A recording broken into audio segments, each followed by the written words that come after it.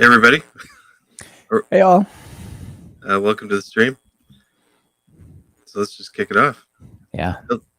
Hello and welcome to Python Bytes, where we deliver Python news and headlines directly to your earbuds. It's episode 255, recorded October 20th, 2021. And I'm Brian Hawken. I'm Michael Kennedy. And I'm Will McGugan. Welcome, Will. Thank you. Good to be here. So I'm sure people know who you are through all you do with textual and rich, but could you do a quick intro? Sure. Yeah, I'm a software developer from Edinburgh, Scotland. Last couple of years, been working quite heavily in open source. I built Rich, and I've started work on Textual, which is application framework using Rich, and I'm currently working exclusively on that. So I've taken a year off, probably more than that, to work on open source projects. I'm very excited about that. We're excited about it too.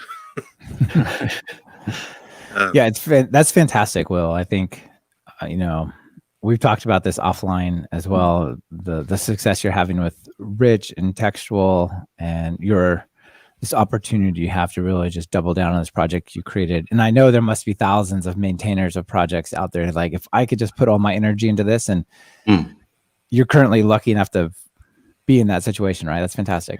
Yeah, I'm very fortunate, actually. I mean, I put some money aside, I planned for this year, but things are really looking up, and I've been blown away by the level of interest from it. I mean, it gradually ramped up with Rich. People like that. I think there was a missing niche for something which did that.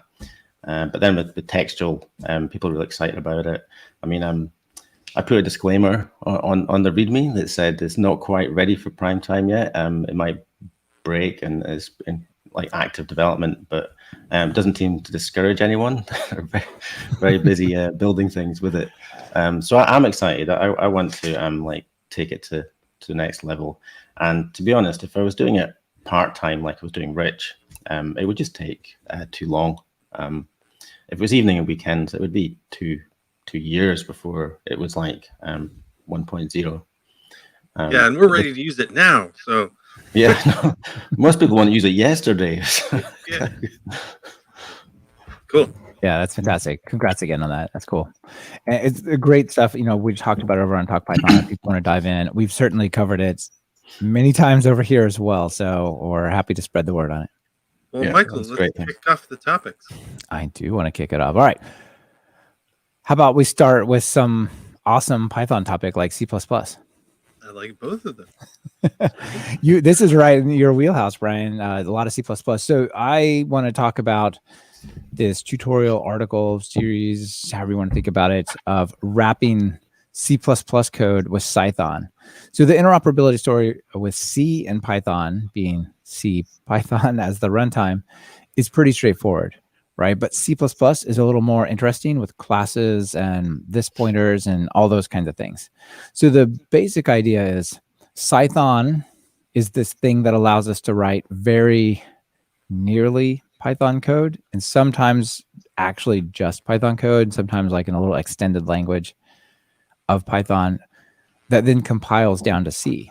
And if that's the case, well, it's probably pretty easy to get that Cython code to work with C code, and then Cython naturally is exposed as Python objects and variables and whatnot.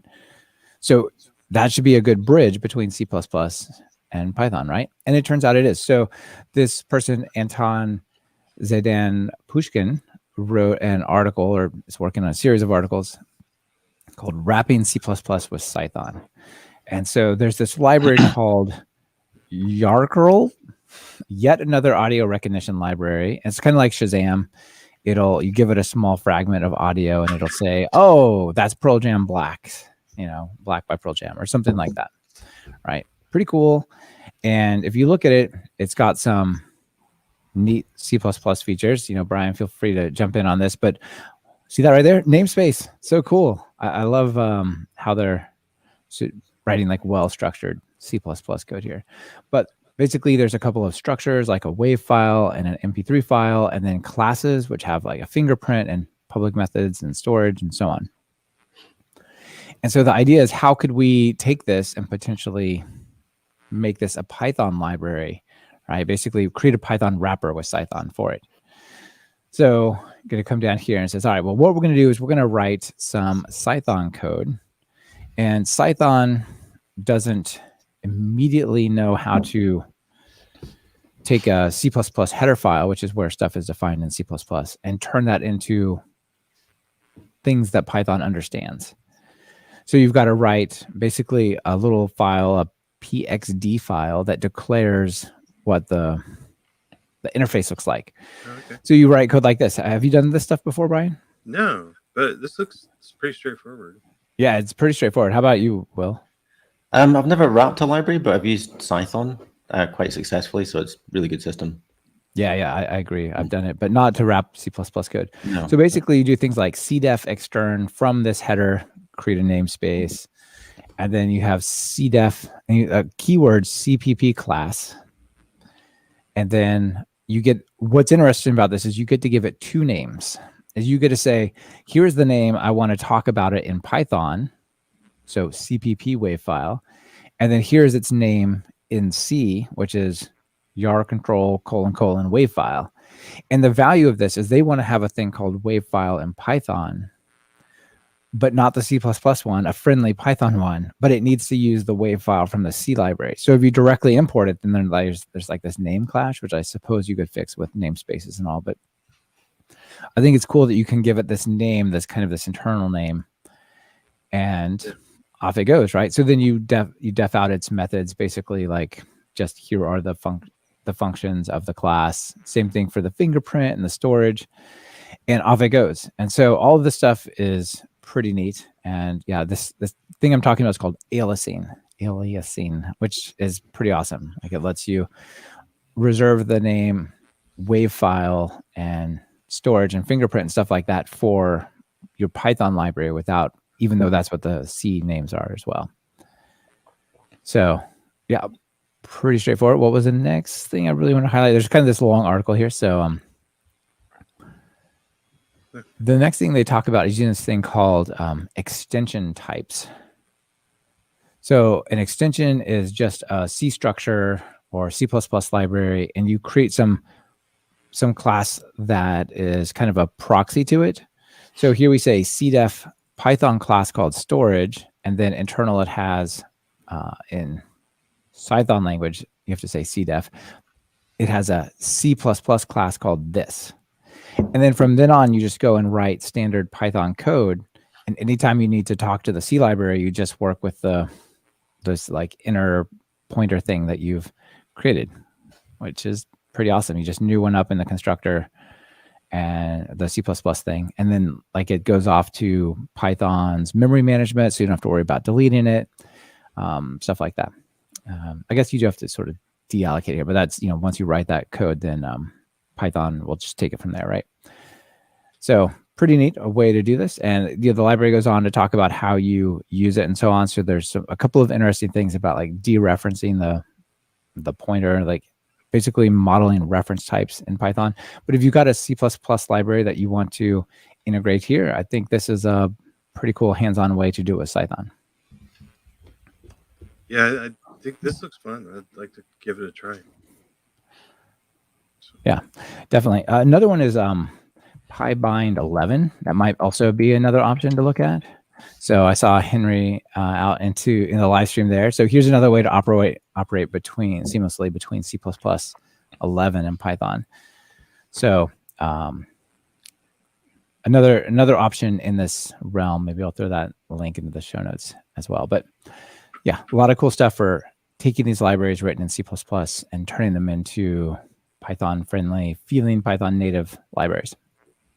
Well, that's really how a lot of Python's taken off, right? Is because we've been able to take these super powerful C++ libraries and wrap a Python interface into it and have them stay up to date. When you make updates to the C and C++ code, you can get updates to the Python as well.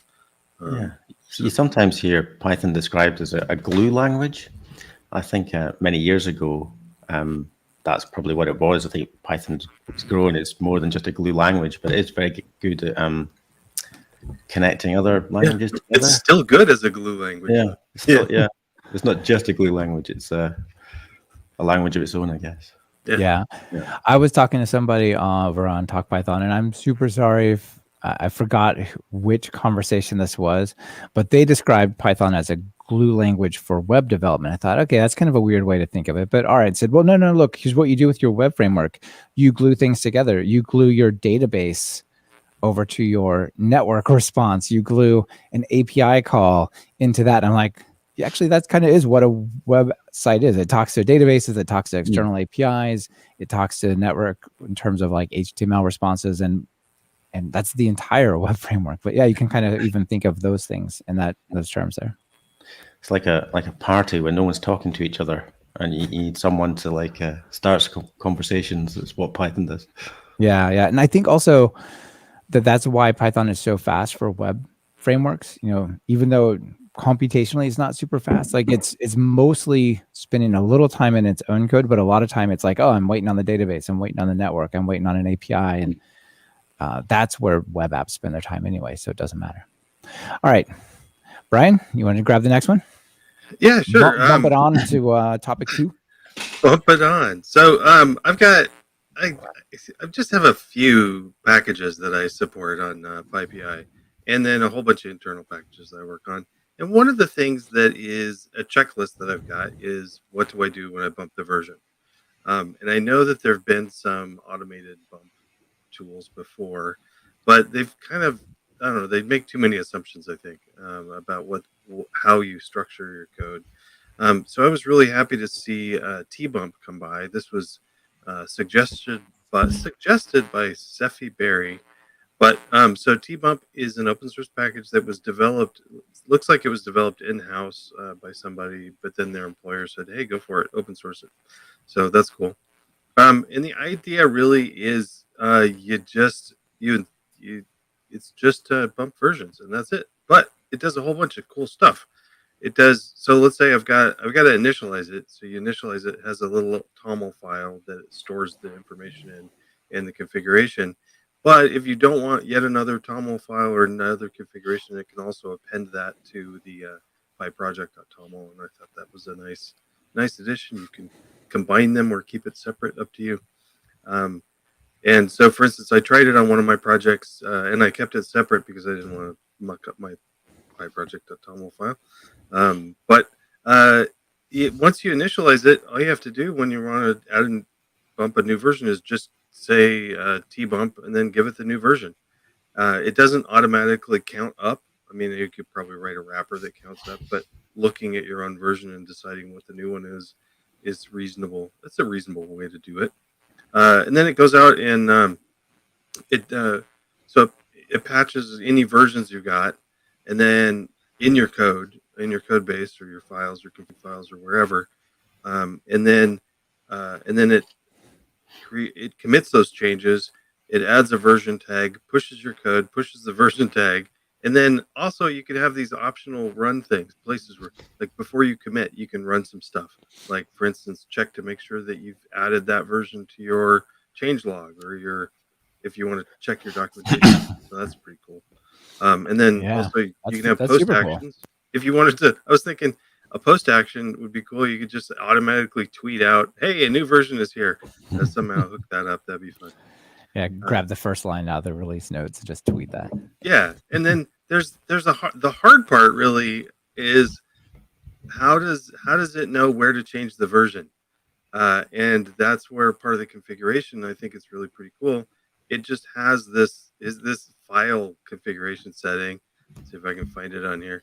That you list the source, and then you can also list like the configuration of it. Let me grab one.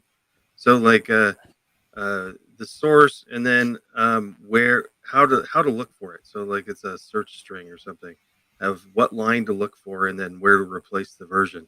And that's pretty straight. I mean, you kind of have to do some hand tweaking to get this to work. But for instance, it's just a couple lines. It makes it pretty nice. At first I thought, well, it's not that much work anyway, but it's way less work now. And then, frankly, I usually forget. I'll remember to push the version, but I'll forget to make sure that the version's in the changelog. I'll forget to push the tags to GitHub because I don't really use the version tags in GitHub, but I know other people do. So Yeah, this is it's kind of nice. nice. Yeah, Will, what do you think as someone who ships libraries frequently that matter? I think it's useful. I think for my libraries, I've got the version in two places, two files.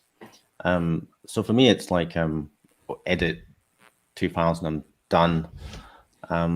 Probably wouldn't be like massive time saver, but I like the other things you can do with it, the actions you can attach to it, like creating a tag in GitHub, because I do quite often forget that, especially for like minor releases.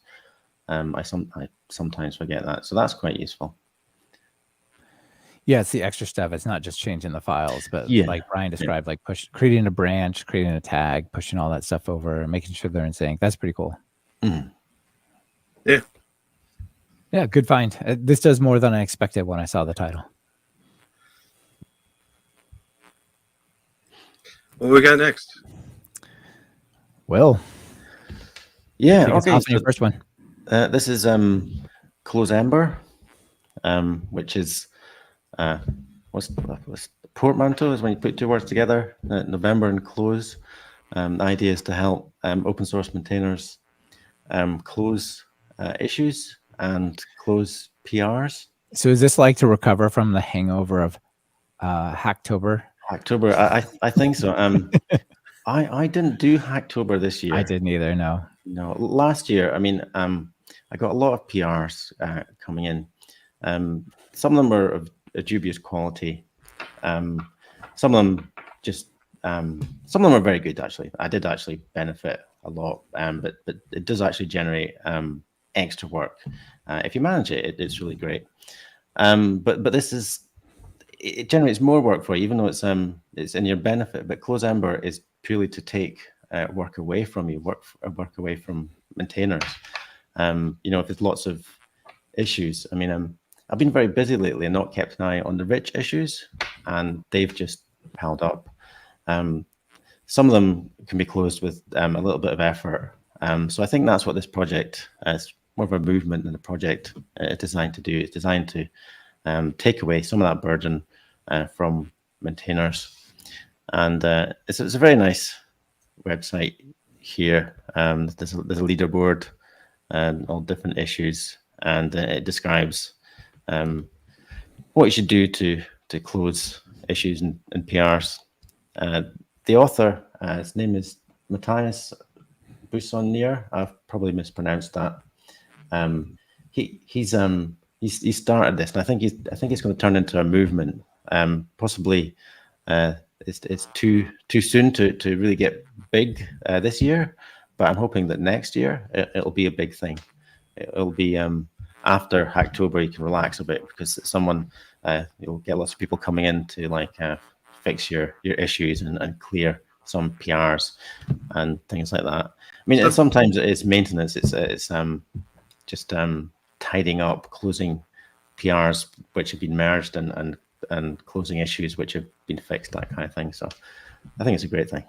So I guess I don't quite get what it is. Is it a call out to people to help maintainers? Yeah. It's like a month-long thing, and it's like almost like a competition that they've yeah, they got like a leaderboard, right? Yeah.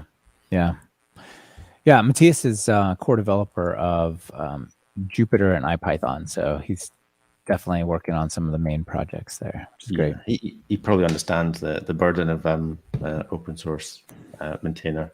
Even if you love something, it can be it can be hard work. Too much of a good thing, right? Mm-hmm. Yeah, very cool. But no T-shirt for this, at least not this year. I don't think they offer T-shirts. No, maybe next year. I wonder if you can add your project to this. I think you can tag your project with Closember. I think that's how it works. And then other people can search for it and decide which one they want to help with. Yeah. All right, That's cool. pretty cool. Nice. Nice. Good one. Brian, am I next? I think The you next are one, right? next. I am. All right. So another Brian Skin sent over. Thank you, Brian. Been sending a ton of stuff our way lately, and we really appreciate it. Yeah, keep it coming. Yeah. So this one is, the announcement is that scikit-learn goes 1.0. And if you look at the version history, it's been zero ver for a long time, with being 0.20, 0.21, 0.22, 0. So this release is really a realization that the library has been super stable for a long time, but here's a signal to everyone consuming scikit-learn that, in fact, they intended to be stable, right? So there's certain groups and organizations that just perceive zero-ver stuff as not finished, especially in the enterprise space, in the places that are not typically working in open source as much, but are bringing these libraries in. You can see managers like, we can't use scikit-learn. It's not even done. 0.24. Come on. Right. So this sort of closes that gap as well as signals that the API is pretty stable. Textual is not quite ready for this, is it yet? No, it's still on zero, because I'm kind of advertising that I might change a signature next version and break your code. Never do that lightly, but it's always a possibility. So if you use a 0 point version bit of anything, you should probably pin that, and just make sure that if there's an update that you check your code. Right. As a consumer of Rich or a consumer of Flask or a consumer of whatever, if you're using a zero-ver, you're recommending you pin that in your application or library that uses it, right? Yeah, exactly. I mean, you should you might want to pin anyway, just to, lots of bits of software working together. There could be problems with one update here that breaks this bit of software here. Yeah. But when you got 1.0, that's the library developer is telling you, I'm not going to break anything backwards compatibility without bumping that major version number. If they're using Semver, but because there's lots of other versioning schemes that have the like pros and cons. Yeah, like calendar-based versioning and stuff like that, right? Yeah. I think that makes more sense in an application than it does in a library. Calendar versioning. Yeah. I'm not sure how much calendar versioning makes sense for libraries. Maybe it does. I don't know. I think some projects that have shifted to Calver have recognized that they really are almost never changing backwards compatibility. So so it doesn't. They're never going to go to a higher number. So yeah, it's strange. There's no one perfect system. I quite like Semver, and by and large, it does what I need of it. But there is no perfect system, really.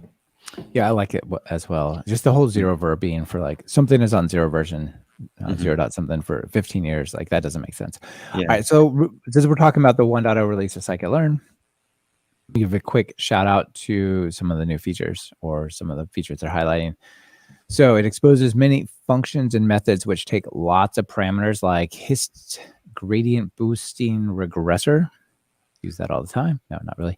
But it takes, I don't know, was that 15 parameters? Like 20, 0, 255, none, false. What? Like, what are these, right?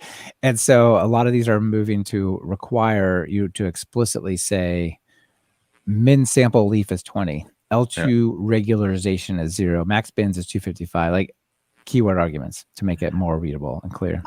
I like to make virtually all my arguments keyword only. I might have 1 or 2 positional arguments, but the rest keyword only. I think it makes code more descriptive. You can look at that code and then at a glance what this argument does. Yeah, absolutely. Yeah, it drives me nuts when there's like, I want all the defaults except for like something special at the last one, and so I've got to like fill in all of them just to hit that. Yeah. And also, I would love to throw out that this is way better than ** KWArgs. Way better. right?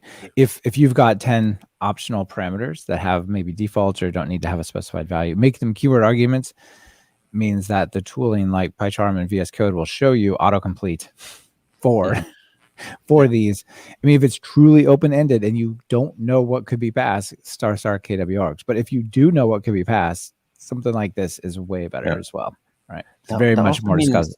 Yeah, you have to type more. If you've got like a signature which takes the same parameter as something else, you just have to type it all over again. It can be a bit tedious, but it's very beneficial, I think, for the tooling, like you said. Yeah. Indeed. Also for typing, right? You could say that this keyword argument thing is an integer and that one's a string, right? And if it's ** KWArgs, you're just any, great. Okay. Or string any. Okay. So they also have new spline transformers. So you can create spline Bezier curves, which is cool. Quintile regressor is updated. Featured name support. So when you're doing an estimator passed to a pandas data frame during a fit, it will estimator will set a feature names in attribute containing the feature names, right? So that's pretty cool. Some examples of that. A more flexible plotting API, online one class SVM for all sorts of cool graphs. Histogram-based gradient boosting models are stable and new documentation. And of course, you can launch it in a binder and play with it, which is pretty sweet. So congrats to the scikit-learn folks. That's very nice. And also kind of interesting to get your take on API changes and versioning and stuff, Will. Yeah, cool. Oh, before we move on, Brian, I saw a quick question that maybe makes sense to throw over to Will from Andre. Everybody keeps asking this. So I've ordered a Windows laptop. The question is, when will there be Windows support for textual? Yeah, I've ordered a Windows laptop. I've been working on a VM, but it's a pain to work on a VM. I've ordered a Windows laptop, and that's going to arrive end of this month. And well, I don't know exactly when, but that'll definitely I'll definitely need that to get started. And in theory, it should only be a week or two of work. So after this year, after the month of configuring your laptop, then that's true. I haven't used Windows in I don't know how long, apart from a VM. Nice. I'm going to test it with the new Windows terminal, which is actually really, really good. The Windows terminal is good. Yeah, I think it can be like a first class, like textual platform. The Mac works great. Linux works great. Windows has always been like a bit of a black sheep, but the new Windows terminal is a godsend, because the old terminal was frankly terrible. It hadn't been updated in decades. Yeah, the old school one is no good, but the new Windows terminal is really good. Also, just a quick shout out for some support here. Nice comment, Tushar. Windows support will be provided when you click the pink button on Will's GitHub profile, aka the sponsor button. Sure, you. It's not a ransom, I promise. I do intend to do it. All right. Well, how about some server stuff? So,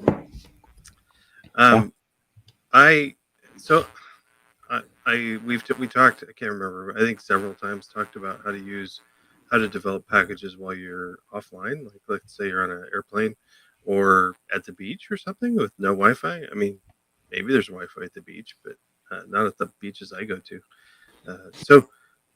That's because you live in Oregon, and some of the most rural parts are the beach. If this was California, you'd have 5G. Yeah. Well, I mean, I could tether my phone to it or something, but yeah. Anyway, so Jason Coombs sent over an article using devpi as an offline PyPI cache, and I got to tell you, to be honest, that I don't know if it's just the documentation for devpi or the other tutorials. It just like threw out a few commands, and they're like, you're good. That'll work. And I just never got it. I've tried, and it just didn't work for me.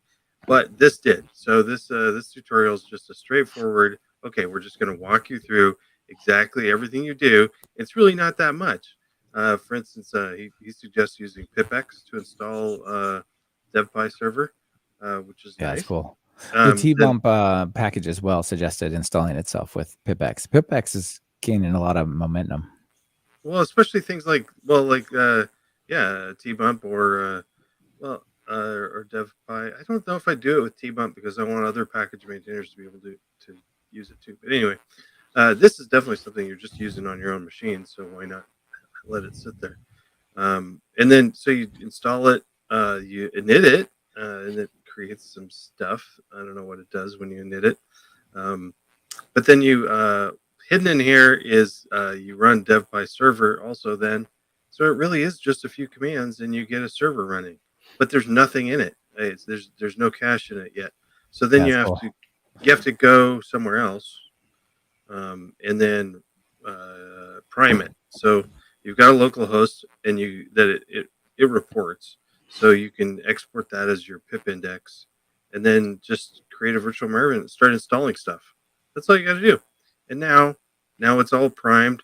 And then what you do is you turn off next time when you don't have any Wi-Fi, you turn off. You can run the devpi server as devpi offline mode, and then there you have it. You've got a cache of everything you need. It's pretty cool.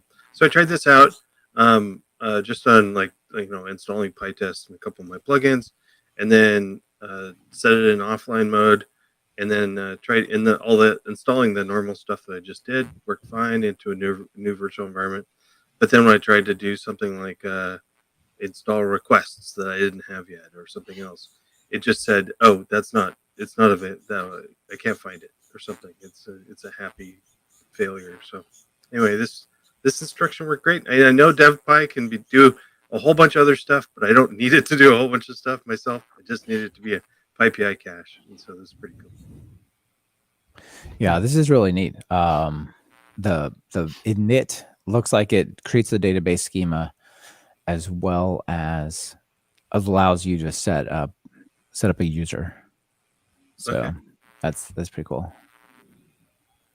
So I guess you could you set it up with some authentication that no one can mess with it and stuff like that. Well, apparently this works just fine for Teams. So you can set up a server on just like a computer that in your network that just runs as a cache, and then everybody can point to the same one. So I mean that would work as a really quick and dirty, and not too dirty, just a fairly quick way for a local team to have a caching server. So I'd probably even think about doing this for testing, even on one machine, so that you can have completely clean out your environments and still run a test machine and not hit the network so much if you're pulling a lot of different stuff. So yeah, cool. It's neat. Henry Schreiner out in the live stream says, "Can we also mention that Jason, the article we're just talking about, also maintains 148 libraries, including setup tools on PyPI?" Oh, that's awesome. So may know something about interacting with PyPI. It's phenomenal. I don't know how he finds the time, to be honest. 148 packages. He needs Closember. Yeah, it needs a lot of Closember. Awesome. All right. Well, what's this last one you got for us here? Sure. So I found this project on Reddit. It's called PyPI command line, and I noticed it in particular because it used Rich, but it is a pretty cool project. It's notable because the author is 14 years old. Like, oh, interesting. Blown me away. Someone could be that young, and he's done a very good job of it. So it's interface to PyPI from the command line. You can do things like get the top 10 packages. You can search for packages. You can see here's I think that's a search. Oh, look, PyPI search Rich, and that's given all the packages that have got Rich in the name. It's got a description and everything, and the date. And here you can PyPI info Django. That gives you some nice information about the Django package, which it pulls from Oh, that's PyPI. cool. Like the GitHub stars, the download traffic, what it depends upon, meta information like its license and who owns it. This is really cool. Yeah, it's really nice. Here we have the description, and that renders the markdown right in the terminal. I wonder how it does that. I couldn't hazard a guess. It's got to use Rich, right? I think it might, yeah. And so it makes good use of Rich. That's how I noticed it. But it is a very cool project in its own right. It also uses questionary. So that's like a terminal thing for selecting stuff from the menu. So it does a bit dynamically, and also has like a command line to do it more from the terminal. Mm-hmm. Nice. Yeah. I think it's well worth checking out. I think I want to check it out just for an example of using this sort of a workflow, not necessarily with PyPI, but with just sort of copying the code sort of thing. Looks fun. Yeah. It's a really nice looking terminal user interface type thing. I think it could be really interesting for you and me, Brian, to just do like info on the various things we're talking about, right? That might be fun to pull up as well. Yeah, and there's actually tons of times where I don't really want to pull up a web browser just to look something up, but I do want more information than just the help gives me. So yeah, I love the web, but sometimes you have to do a context switch if you're in the terminal. You're writing commands, and then you've got to like switch windows and find the title, the bar, and then type everything in. And it's just a little bit of effort, but it can kind of like interrupt your flow when you are working. Yeah, I mean, especially when you got like I've got like a big monitor, and I've got everything placed exactly where I want it, and there's no web browser. So if I want to look something up, I gotta interrupt that. So yeah, or the browser you want is there, but it's behind a dozen other windows, dozen other web browsers typically. Exactly. So yeah, that's a good find, and well done to this guy who wrote it at such a young age. Very cool. So I was just going to ask you if you have an extras thing. So yep. Do I have any extras? Ta-da! Here's my little banner extras. I do have some actually, Brian. Quick shout out.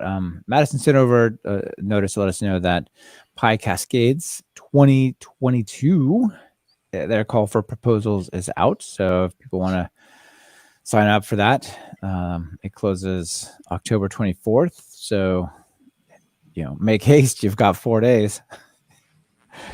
But yeah, still. PFP closes in 4 days? Yeah. Yeah, so if you're thinking of proposing something, you got 3 days. Talks are 25 minutes long. It was a lot of fun. We both attended this conference a few times. In the before times, it was in Portland, Seattle, and Vancouver. I think I'm not sure what the story is with this one. If it's going to be in person. Again, I think it's remote, right? Yeah. I think so, at least. Hope I'm not wrong. Yeah, I think you're right. Then have you got your MacBook, your M1 Max? Have you ordered that yet? I want one, but no. Will, how about you? I would love one, but I have no idea what I'd do with it. I just work in the terminal most of the time. Hey, it has that new Pro, what is it, ProRes? Something display where it has 120 adaptive hertz display. So, maybe. I think my monitor only does 60, so I don't know if I could use it, but I have actually got texture running at 120 frames per second. Right on. That's awesome.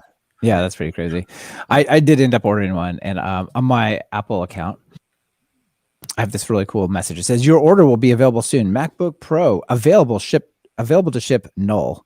So we'll see where that goes. See where that goes. But I think null is your address. I should have. Think how many people's orders I would be getting. I would get just like a stack of boxes outside. Did that at Amazon or something. Yeah. And then I think also I want to give a quick shout out to this Codeweaver's crossover, which allows you to run Windows apps natively on Mac OS without a virtual machine. It's like an intermediate layer. So I think that kind of stuff is going to get real popular, especially since the new M1s have like a super crappy story for Windows as a virtual machine, because Windows has a crappy ARM story and you could only do ARM VMs over there. So I think that things like this are going to become really popular.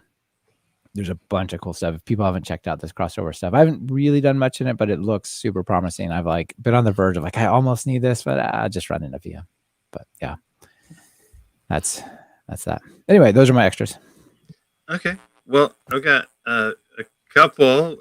We brought up Starship once. I broke down and I'm using Starship now. It's working nice. And one of the things that installed when I installed Starship, it also installed PyEnv. I'm not sure why. So I started using PyEnv also. It was still, and PyEnv works great. I like it on my Mac, but I still don't think it belongs in Python tutorials. Anyway, the verdict's still out on me whether or not it's any better than like just downloading off of org. You're gonna get tweets, Brian. You're gonna get tweets. I agree with you. I support you in this endeavor.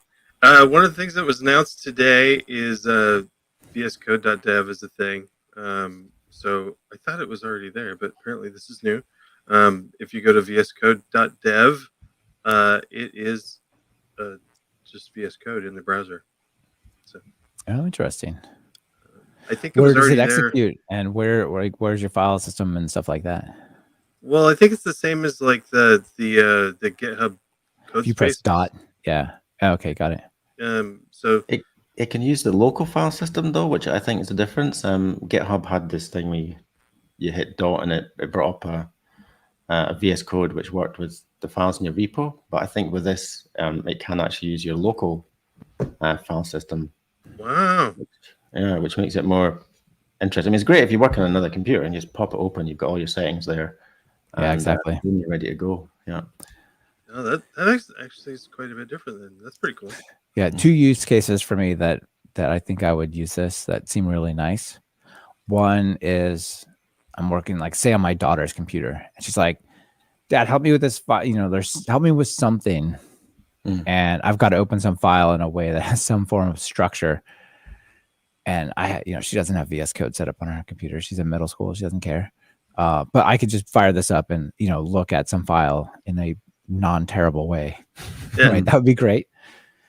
The other is on my iPad. Oh yeah. Right. Like there's not a super good story for that, but this kind of like VS Code in the browser, other things in the browser, they seem really nice. Or if I was on a Chromebook or something like that, right? If I was trying to help somebody with code on a Chromebook, that'd be good. Yeah, Cool. good one. How about you, Will? Do you have any extras for us? I do actually. So here we go. Python multi-threading without the GIL. GIL stands for Global Interpreter Lock, and it's something which prevents Python threads from truly running in parallel. People have been talking about this for years, and I've got a bit kind of dismissive because every time it comes up, it never seems to happen because there's quite a lot of trade-offs generally. If you get rid of the GIL, you hurt single-threaded performance, and most things are single-threaded. But this looks like the author, Sam Gross, has come up with a way of removing the GIL without hurting single-threaded performance. I think they've got, it's to do with reference counting. They've got two reference counts, one for the thread which owns the object and one for all the other threads. And apparently it works quite well. And the great thing about this, that's super creative to basically think of like, well, let's treat the ref count as a thread local storage. And probably when that hits 0, you're like, okay, well, let's go look at the other threads and see if they're also 0, right? Yeah. And if this goes ahead, and it's got quite a lot of support, I think, in the core dev community. I don't keep a really strong eye on that, but from what I hear, is got a lot of support. And if that lands, then we can get fantastic performance out of multi-threaded code. If you got 20 threads, you could get almost 20 times performance. So that could be huge. I've no doubt there'll be a lot of technical hurdles from C libraries and things, but I'm really excited about that. I think performance improvements of single-threaded, they come in little fits and starts. We get 5% here, 10% here, and it's all very welcome. But if this lands, then we can get like 20 times for certain types of computing tasks. So I'm really excited. I hope this one lands. Yeah. I mean, you're talking about this. Oh, here, let's get this multi-thread stuff. you were just saying, what are we going to do with these new M1 Pros and M1 Max? I mean, 10 core machines, 32 core GPUs. There's a lot of stuff that's significantly difficult to take advantage of with Python, unless something like this comes into existence, right? Exactly. If you have 10 cores, chances are you just use one of them. I'm wondering if this goes in, whether it'll change. We'll need some other ways of taking advantage of that, because I think at the moment, for most tasks, you'd have to explicitly create and launch threads. I wonder if there'll be advances where Python could just launch threads in things which could be easily parallelized. Maybe I'm hoping for too much, but I've no doubt there'll be some kind of like software solution to help you just launch threads and like use all those cores that in your shiny new Macs. There's a lot of interesting stuff that you can do with async and await, and there's also some cool thread scheduler type things. But I think much like Python 3 when type annotations came along, there was a whole bunch of stuff that blossomed that took advantage of it, like Pydantic and Fast API and stuff. I feel like that blossoming hasn't happened because you're really limited by the GIL, the CPU level, and then you go multi-processing and you have like data exchange and compatibility issues. But if this were to go through, all of a sudden people are like, all right, now how do we create these libraries that we've wanted all along? Yeah. I think that's it. I think once we've got over that technical hurdle, all the library authors will be like looking for like creative ways of using this for speeding code up and for just doing more with your Python.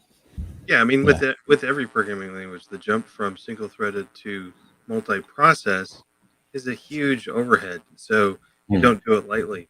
But you could do it lightly with multi-threads. You don't have such a huge overhead burden with multiple threads. So. Yeah.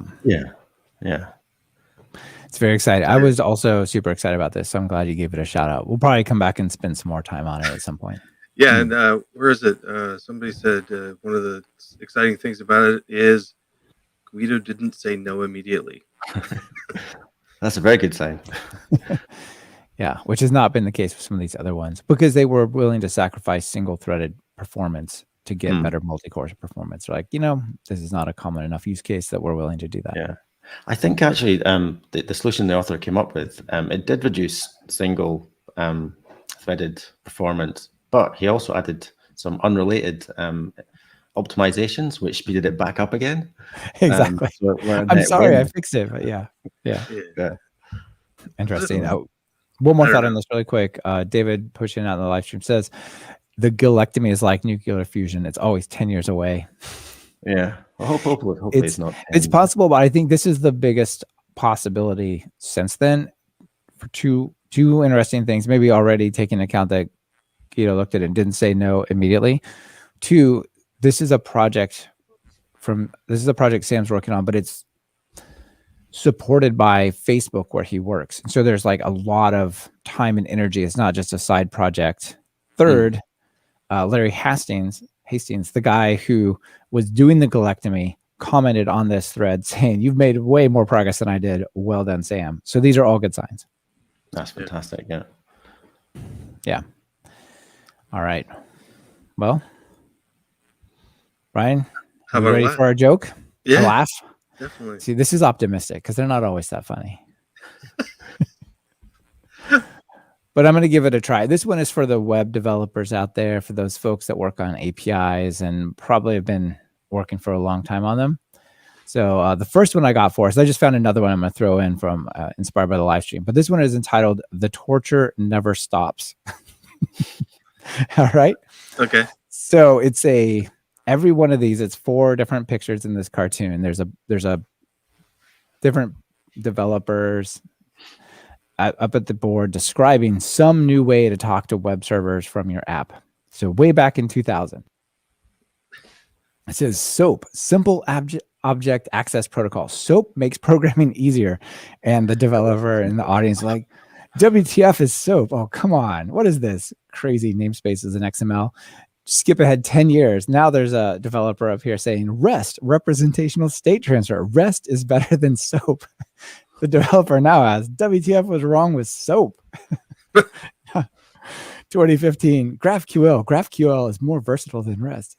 WTF, I was just getting the hang of REST. 2018, gRPC. gRPC is faster than GraphQL. WTF, I thought you knew by now. The torture never stops. Says like the guy next to the other developer. It's been complaining for 20 years. I think that hits a bit too close to home, but if you're Yeah, a it does, doesn't Java it? developer, that gets compressed into like the last 6 months, I think. That's right. You've lived it really hard and really Yeah. intensely. Nick says, let's just start over with SOAP. Yeah, pretty good, pretty good. All right. And then we were talking about VSCode.dev and how you just press dot in your browser in GitHub, or how you go to that URL and so on, how cool it was. And somebody said, oh, it doesn't work in Safari. So I want to come back to this joke that used to be applied to IE.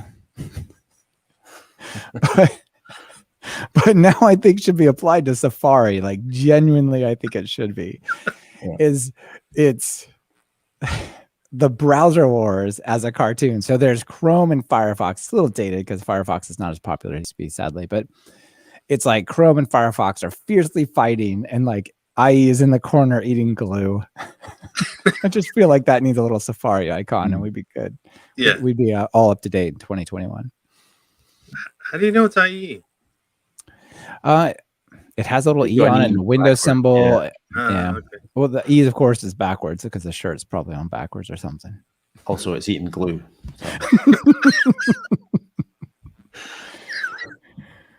Yeah, true.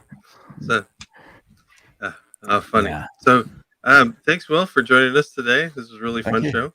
Thanks, It's been everybody fun, in the yeah. chat for all the great comments. Yeah. Thanks, Brian. Thanks, Will. See y'all later. Thanks. Thanks, guys. Bye-bye.